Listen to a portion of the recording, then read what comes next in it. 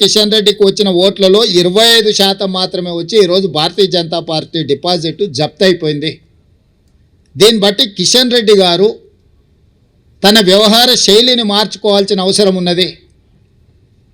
ఇది భూకంపం వచ్చే ముందు భూమి కొద్దిగా కదులుతుంది, అంటే అలర్ట్ చేస్తుంది సిస్టమ్ని. ఎప్పుడు కూడా ఒకేసారిగా రెక్టర్ స్కేల్ మీద పెద్ద ఎత్తున భూకంపం రాదు, ముందు మనల్ని అలర్ట్ చేస్తుంది సిస్టమ్.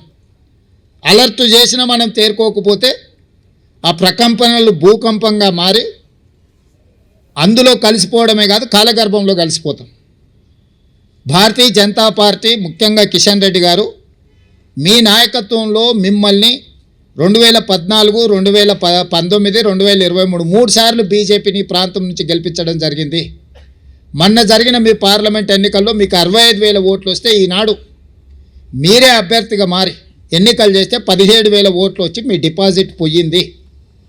కాబట్టి ఈరోజు ప్రజలు జంట నగరాలలో ప్రజలు మెట్రో విస్తరణ కోరుకుంటున్నారు, గోదావరి జలాలు రావాలనుకుంటున్నారు, మూసి ప్రక్షాళన జరగాలనుకుంటున్నారు, రీజనల్ రింగ్ రోడ్డు రేడియల్ రోడ్స్తో పాటు తెలంగాణ రాష్ట్రానికి వచ్చే పెట్టుబడులను ఒత్తిడితో ఇతర రాష్ట్రాల కేంద్ర ప్రభుత్వం తీసుకెళ్తున్నప్పుడు మీరు అడ్డుకోకుండా ప్రేక్షక పాత్ర వహించిందని చెప్పి ఈ ప్రాంతంలో చదువుకున్న వాళ్ళు పేదలందరూ ఆలోచన చేయబట్టి ఈరోజు బీజేపీకి పరిస్థితి దాపురించింది.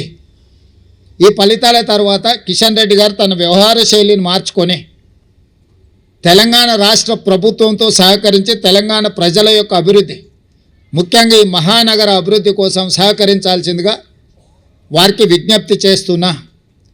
ఇది భూకంపం ముందు జరిగిన చిన్న ప్రకంపన మాత్రమే భారతీయ జనతా పార్టీకి. ఈ ఇండికేషన్ కిషన్ రెడ్డి గారు అర్థం చేసుకుంటే భవిష్యత్తులో వారి యొక్క రాజకీయ పరిస్థితి కాస్తైనా మెరుగ్గా ఉంటుంది.